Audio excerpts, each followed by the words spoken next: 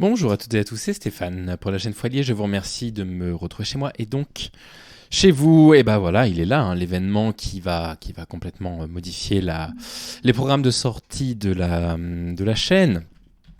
Bon, je l'apprends à personne, on va pas revenir dessus. L'Assemblée nationale est dissoute par Emmanuel Macron. On se dirige tout droit vers un moment qui peut être potentiellement historique, basculer en France à gauche à l'Assemblée nationale ou à l'extrême droite. Et tout ceci est assez inquiétant. Et donc évidemment, il faut parler de ça, il faut parler de ces choses-là. Et il faut essayer autant que possible de savoir comment réagir, de comprendre comment on peut réagir. Alors évidemment, ce qu'on va essayer de faire de notre côté avec les camarades de gauche, ça va être quoi ? Ça va être d'essayer d'expliquer pourquoi un projet de gauche, c'est un projet enviable. Pourquoi on a tout à y gagner d'un point de vue collectif à voter pour un projet de gauche, en particulier quand on est dans des courants progressistes et qu'on veut soutenir les droits des femmes, les droits des minorités de genre, des minorités sexuelles, etc. Parce que le Rassemblement national et même la droite, les républicains sont des ennemis des droits des femmes. Et on va le voir en fait dans les prochains jours, je vais essayer de me concentrer là-dessus, de montrer un petit peu quelle est leur perception finalement des femmes. Et donc on va parler de quoi ? On va parler des courants tradwife par exemple. Et on va montrer comment ces courants tradwife, on sait aujourd'hui qu'ils sont énormément influés par l'extrême droite. On va parler du fait que dans nos rues en France, vous avez des milices d'extrême droite qui tabassent des lesbiennes juste parce que lesbiennes. Et aujourd'hui, j'aimerais qu'on parle de ça. Voilà ce que c'est l'extrême droite.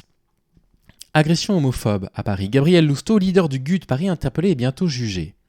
Alors le GUD, on va en parler très très brièvement dans cette vidéo. Qu'est-ce que c'est ? C'est un groupuscule d'extrême droite qui devrait être dissous et qui a des liens avec le Rassemblement national qui sont assez forts. Donc le fils d'un ancien cadre du Rassemblement national, interpellé dimanche soir après l'agression d'un homme près du jardin de Luxembourg avec 3 comparses, doit passer en comparution immédiate ce vendredi. Donc on voit déjà que l'un des cadres du Rassemblement national a un enfant qui fait partie du GUD. Et vous allez voir, ce serait assez maigre, vous me diriez, comme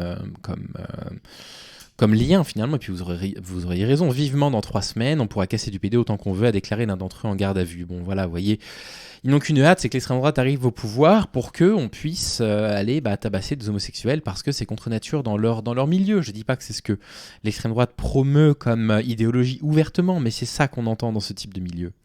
À peine la victoire de la liste de Jordan Bardella aux européennes était annoncée dimanche soir que les militants d'extrême droite radicale faisaient parler les poings. Dans la nuit suivant l'annonce de la dissolution de l'Assemblée nationale, 4 d'entre eux ont été interpellés par les forces de l'ordre à Paris. Parmi les interpellés, un des leaders du GUD Paris, Gabriel Lousteau, fils d'un ancien cadre du Rassemblement national, Alex Lousteau. Et ce qui est assez intéressant, c'est que le GUD, c'est un groupuscule qui est financé. Et c'est un groupuscule qui n'est pas financé par n'importe qui, puisqu'il est financé par le Rassemblement national et l'argent public que le Rassemblement national devrait utiliser pour des projets du coup européens. Ça veut dire que le Rassemblement national au Parlement européen utilise une partie de son enveloppe pour financer le GUD. Pour financer une organisation qui va dans les rues de Paris pour aller tabasser du PD, quoi. L'article nous disait quoi ? Il disait l'année 2022 a été bonne pour la GUD Connection, les amis de Marine Le Pen restaient proches des cercles néofascistes. Comme le montre une liste récemment publiée par le groupe Identité et Démocratie sur le site Parlement européen, 2 de leurs sociétés, l'une de communication e-politique, l'autre de préimpression unanime, ont encaissé l'an dernier quelques 700 000 euros versés par la délégation européenne du Rassemblement national, auxquels s'ajoutent 139 000 euros de refacturation et de frais de postage. Ces 2 sociétés sont parmi les 15 plus gros bénéficiaires, tout partis confondus, de l'argent du contribuable européen en 2022. La somme s'ajoute aux 770 000 euros versés durant la campagne présidentielle à e-politique, laquelle avait également fait travailler une autre entreprise de la GUD Connection, une agence de voyage. Il faut enfin ajouter les prestations payées par le parti hors campagne électorale et celles payées par de nombreux élus confiant leur communication à e-politique pour saisir l'ampleur du lien de dépendance mutuelle entre le parti et cette galaxie d'entreprises.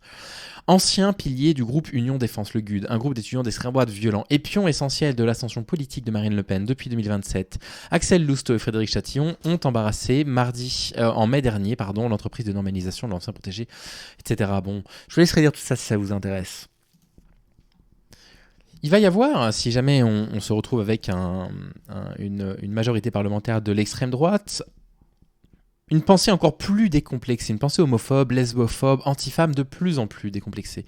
Et on en a la preuve de personnes qui... quand vous avez leur candidat qui est qui finit par recueillir la majorité des suffrages en France pour des élections européennes, qui se sentent pousser des ailes et qui vont simplement aller agresser une personne dans les rues de Paris parce que cette personne est homosexuelle. Et on apprend que le GUD, auquel appartient du coup cette personne-là, est toujours financé par l'argent du Parlement européen, ce qui s'appelle la GUD Connection, donc tout ce qui circule autour du GUD.